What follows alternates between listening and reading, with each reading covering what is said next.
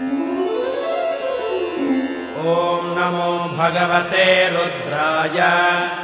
नमस्ते रुद्रमन्यव उतोत इषवे नमः नमस्ते अस्तु धन्वने बाहुभ्यामुत ते नमः यात इषः शिवतमा शिवम् बभूवते धनुः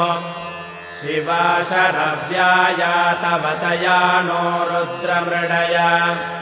याते रुद्रशिवा तनूरघोरा पापकाशिनी तया नस्तनुवाशन्तमया गिरिशम् ताभिचाकशीः यामिषुम् गिरिशम् हस्ते बिभस्यस्तवे शिवाम् गिरित्रताम् कुरु माहिगुंसीः पुरुषम् जगत् शिवेन वचसा त्वा गिरिशाच्छावदामसि यथा नः सर्वमिज्जगदयक्ष्मगुम् सुमना असत् अध्यवोचरधिभक्ता प्रथमो दैव्योऽभिषक् अहेगिश्च सर्वान् जम्भयन् सर्वाश्च यातु धान्यः असौ यस्ताम्रो अरुण उत बभ्रुः सुमङ्गलः एचेमागुम् रुद्रा अभितो दिक्षुः श्रुताः सहस्रशो वैशागुम्भेण ईमहे असौ यो वसर्पति नीलग्रीवो विलोहितः उतैनम् गोपा अदृशन्नदृशन्नुदहार्यः उतैनम् विश्वा भूतानि सदृष्टो मृडयातिनः नमो अस्तु नीलग्रीवाय सहस्राक्षाय मीढुषे अथो ये अस्य सत्त्वानोऽहम् तेभ्यो करन्नमः प्रमुञ्च धन्वनस्त्वमुभयोरार्तियोज्याम् याश्च ते हस्त इषवः पराता भगवो वप अवतत्यधनुस्त्वगुम् सहस्राक्षशते सुधे निशीर्य शल्यानाम् मुखा शिवो नः सुमना भव विद्यम् धनुः कपर्दिनो विशल्यो बाणवागुम् उत अनेशन्नस्येषव आभुरस्य निशङ्गसिः याते हेतिर्मेढुष्टमहस्ते बभूवते धनुः तयास्मान् विश्वतस्त्वमयक्ष्मया परिभुज नमस्ते अस्त्वायुधायानातताय धृष्णवे उभाभ्यामुत ते नमो बाहुभ्याम् तव धन्वने परिते धन्वनो हेतिरस्मान् वृणक्तु विश्वतः अथो य इषुधिस्तवारे अस्मन्निधेहितम् नमस्ते अस्तु भगवन् विश्वेश्वराय महादेवाय त्रयम्बकाय त्रिपुरान्तकाय त्रिकाग्निकालाय कालाग्निरुद्राय नीलकण्ठाय मृत्युञ्जयाय सर्वेश्वराय सदाशिवाय श्रीमन्महादेवाय नमः नमो हिरण्यबाहवे सेनान्ये दिशाम् च पतये नमो नमो वृक्षेभ्यो हरिकेशेभ्यः पशूनाम् पतये नमो नमः सस्पिञ्जराय द्विषीमते पथीनाम् पतये नमो नमो बभ्रुषाय विव्याधिनेन्नानाम् पतये नमो नमो हरिकेशायोपवीतिने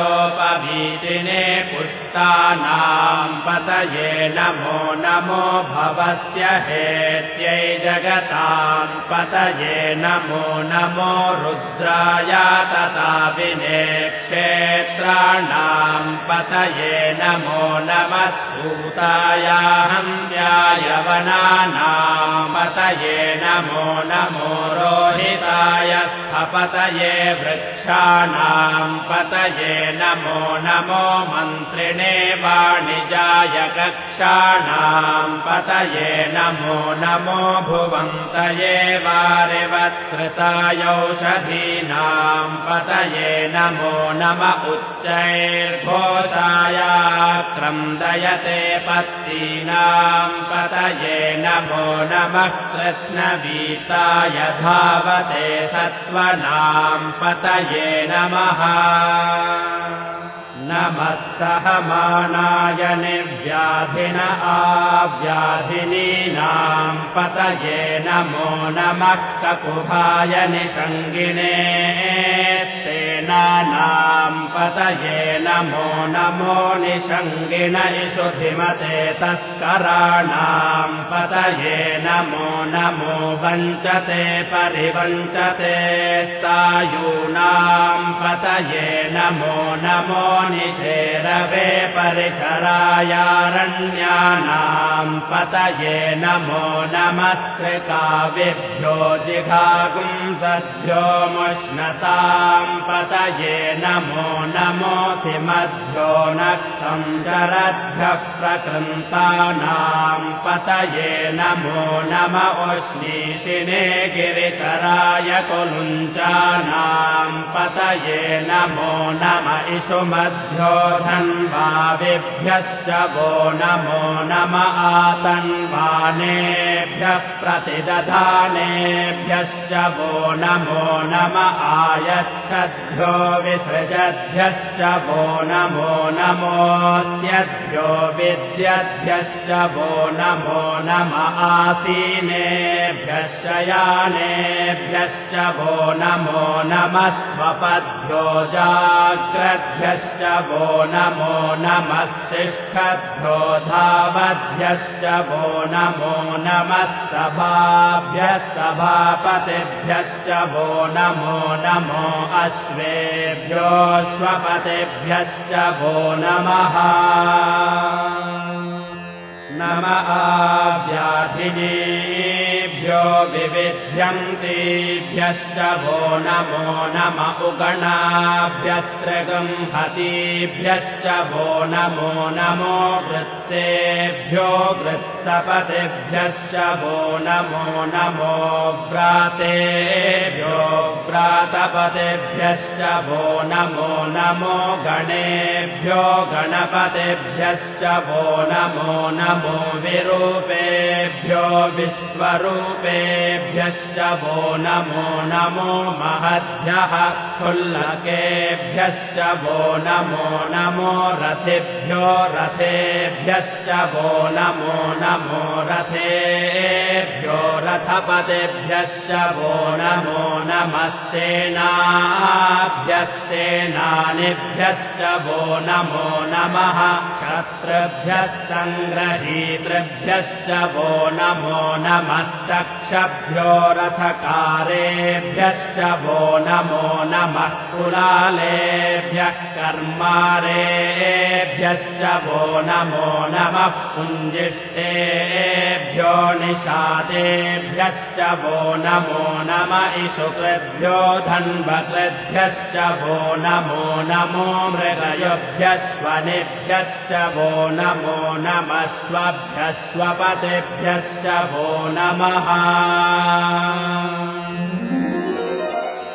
नमो भवाय च रुद्राय च नमः शर्वाय च पशुपतये च नमो नीलग्रीवाय च शितिकण्ठाय च नमः कपर्दिने च व्युक्तकेशाय च नमः सहस्राक्षाय च शतधन्वने च नमो गिरिशाय च शिपिभिष्टाय च नमो मेढुष्टमाय चेषुमते च नमो ह्रस्वाय च वामनाय च नमो बृहते च वर्षीयसे च नमो वृद्धाय च संवृध्वने च नमो अग्र्याय च प्रथमाय च नम आशवे चाजिराय च नमः शीघ्र्याय च शीघ्राय च नम ऊर्व्याय च वस्वन्याय च नमः स्रोतस्याय च द्वीप्याय च नमो ज्येष्ठाय च कनिष्ठाय च नमः पूर्वजाय चापरजाय च नमो मध्यमाय चापगल्भाय च नमो जघन्याय च बुद्धियाय च नमः सोऽभ्याय च प्रतिसर्याय च नमो याम्याय च क्षेम्याय च नम उर्वर्याय च खल्याय च नमः श्लोक्याय चावसान्याय च नमो वन्याय च कक्ष्याय च नमः श्रवाय च प्रतिश्रवाय च नम आशुषेणाय चाशुरथाय च नमः शूराय चावभिन्दते च नमो वर्मिणे च वरोचिने च नमो बिल्मिने च कवचिने च नमः श्रुताय च श्रुतसेनाय च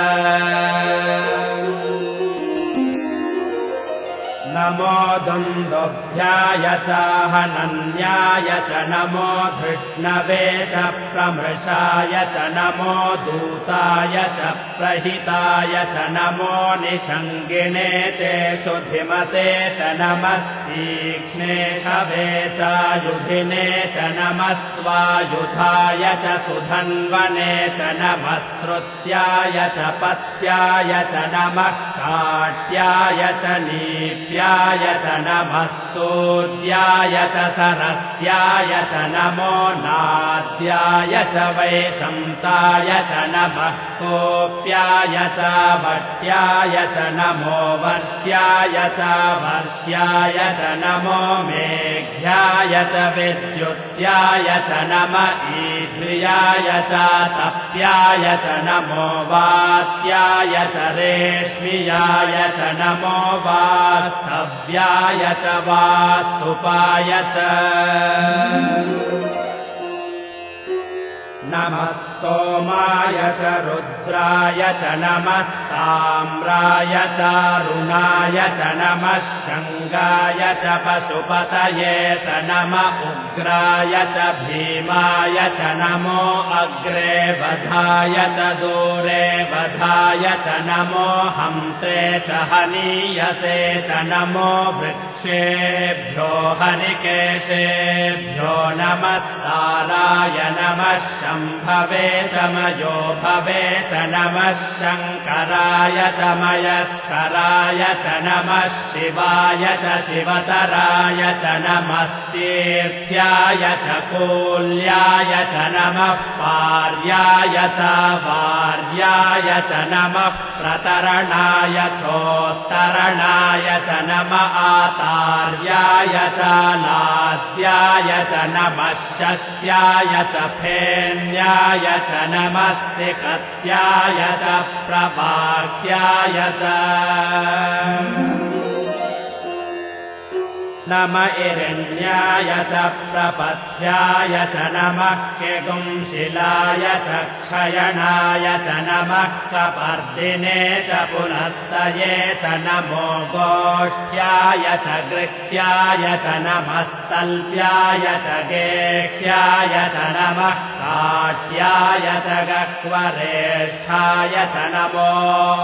हृदयाय च निवेश्याय च नमः पागुंसव्याय च रजस्याय च नमः शुष्क्याय च हरित्याय च नमो लोप्याय चोलप्याय च नम ऊर्व्याय च सूर्म्याय च नमः पर्ण्याय च पर्णशद्याय च नमोपगुरमा पुरुषाणाय चाभिघ्नते च नम आखिदते च प्रखिदते च नमो वह्किरिकेभ्यो देवानागुं हृदयेभ्यो नमो विक्षीणकेभ्यो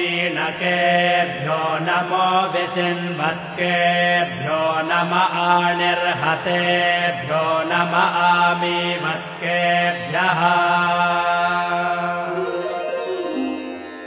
द्रापे अन्धसस्पते दरिद्रन्नीललोहित येषाम् पुरुषाणामेषाम् पशूनाम् माभेर्मा रोमो येषाम् किम् च नाम मत् या ते रुद्रशिवा तनोः शिवा विश्वाः भेषजी शिवा रुद्रस्य भेषजीतया नो मृडजीवसे इमागुम् रुद्राय तवसे कपर्दिने क्षयद्वीराय प्रभरामहे मतिम् यथा नः शमसद्विपदे चतुष्पदे विश्वम् पुष्टम् ग्रामे अस्मिन्ननातुरम् मृडानो रुद्रोतनो मयस्कृधि क्षयद्वीराय नमसा विधेमते यच्छम् च योश्च मनुरायजे पिता तदश्याम तव रुद्रः प्रणीतौ मानो महान्तमुत मानो अर्धकम् मान उक्षन्तमुत मान उक्षितम् मानो वधेः पितरम् नोत मातरम् प्रियामानस्तनुवो रुद्ररीरिषः मानस्तोकेतनये मान आयुषि मानो गोषु मानो अश्वेषु रीरिषः वीरान्मानो रुद्रभामितो वधेर्हविष्मम् तो नमसा विधेमते आरात्ते गोघ्न उत पूरुषघ्ने क्षयद्वीराय सुम्नमस्मे ते अस्तु रक्षा च नो अधि च देव ब्रोह्यथा च नः शर्म यच्छद्विबर्हाः स्तुहि श्रुतम् गर्तसदम् युवानम् मृगन्न भीममुपहत्नुमुग्रम् मृडाचरित्रे रुद्रस्तवानो अन्यन्ते अस्मन्निवपन्तु सेनाः परिणो रुद्रस्य हेतर्वृणक्तु परित्वेषस्य दुर्मतिरघायोः अवस्थिरामघवध्यस्तनुष्वमेध्वस्तोकायतनयाय मृडया मेढष्टमशिवतमशिवो नः सुमना भव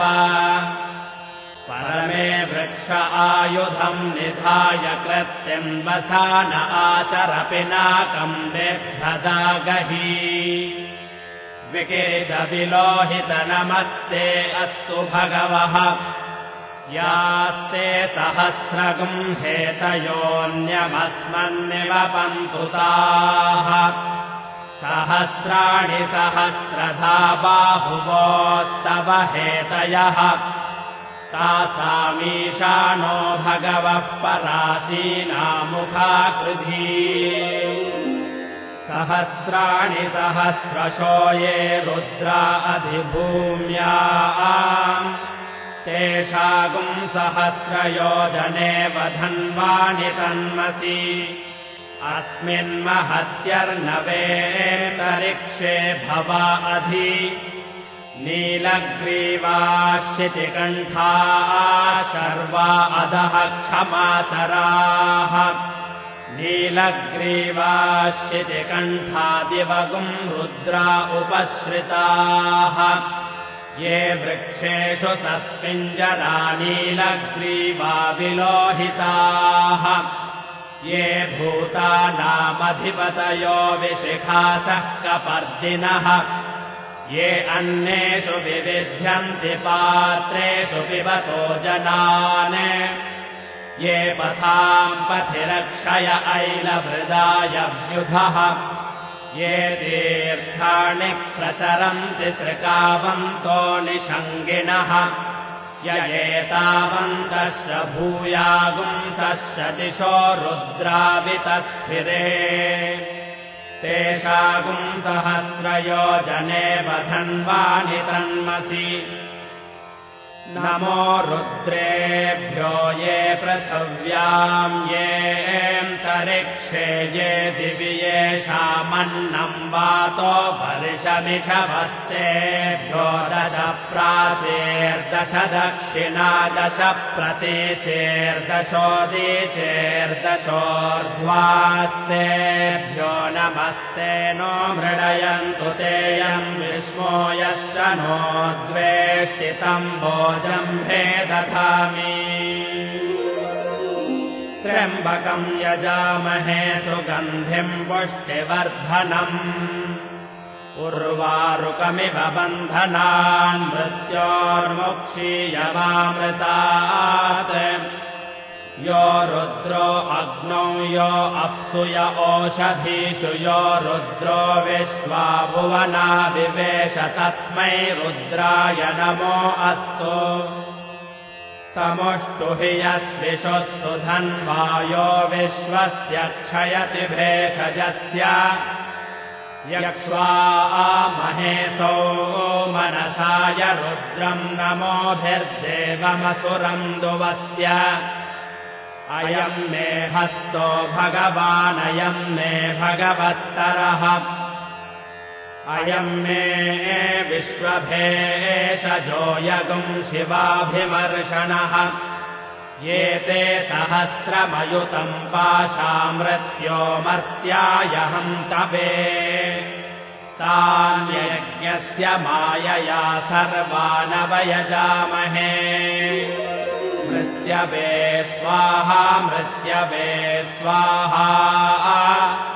ॐ नमो भगवते रुद्राय विष्णवे मृत्युर्मे पाहि